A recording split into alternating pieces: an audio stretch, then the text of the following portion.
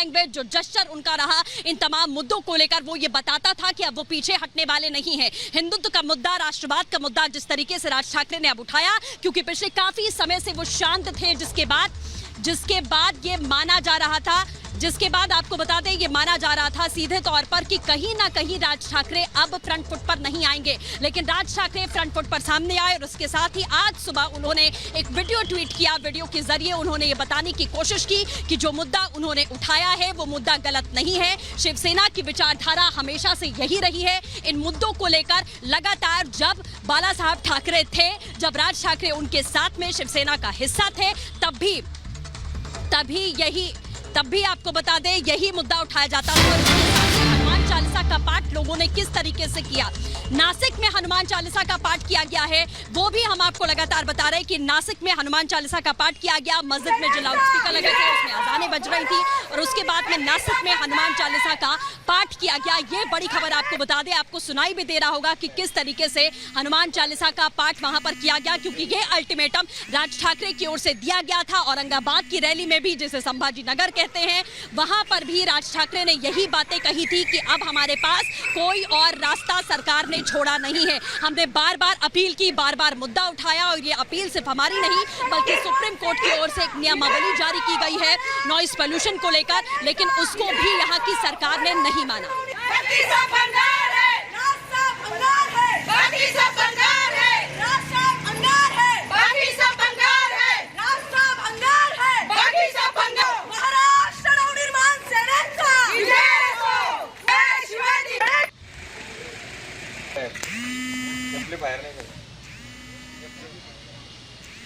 तो बिल्कुल ये बड़ी खबर, आपको लगातार ये मुद्दा कैसे शुरू होता है वो भी आप सब जानते हैं कि किस तरीके से राज ठाकरे ही वो पहले व्यक्ति थे जिन्होंने अभी कुछ समय पहले लाउडस्पीकर का मामला उठाया, ये मुद्दा उठाया और उसके बाद में देश भर में ऐसी अलग अलग तस्वीरें देखने को मिलने लगी।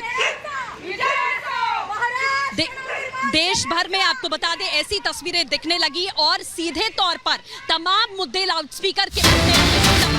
आपने देखा कि कैसे लाउडस्पीकर हटाए गए, लेकिन सौहार्दपूर्ण। इसी बीच एक और बड़ी खबर आपको बता दें, 250 कार्यकर्ता ऐसे हैं एमएनएस के जिन्हें हिरासत में लिया गया है। औरंगाबाद की सभा के मामले में 16 ऐसी शर्तें थी, 16 शर्तें थी आपको बता दें जो नियमित की गई थी और कहा गया था कि इन 16 शर्तों का पालन करना है और इसी शर्तों के आधार पर राज ठाकरे को औरंगाबाद में रैली की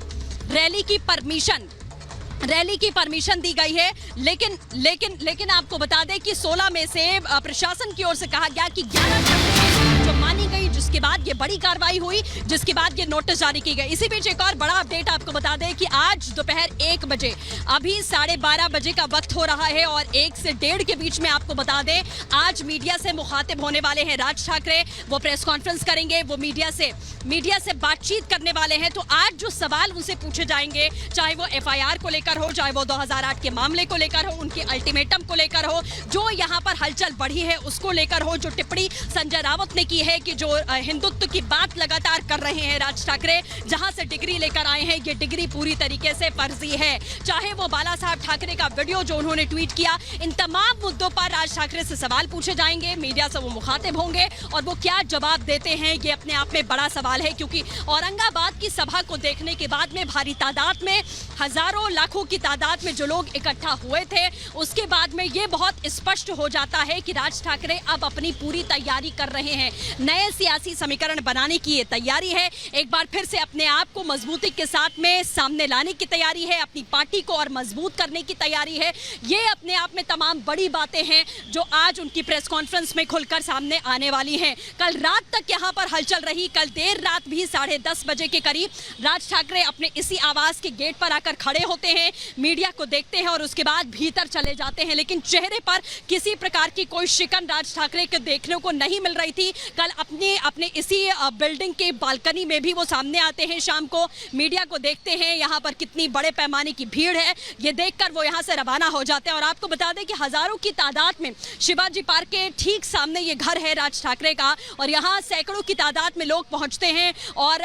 शाम तक आपने कल वो जमावड़ा देखा कि आम लोगों का भी जमावड़ा यहाँ पर लगातार लगा हुआ था। तो आज जब 1 से 1:30 बजे के बीच में राज ठाकरे मीडिया से बातचीत करेंगे तो उनका रुख क्या होगा, उनकी बातें क्या होगी, उससे सब कुछ पता चलेगा कि आगे की तैयारी आखिरकार राज ठाकरे क्या कर रहे हैं। लेकिन जो अल्टीमेटम जारी किया था, वो अल्टीमेटम आपको बता दें, जिसके बाद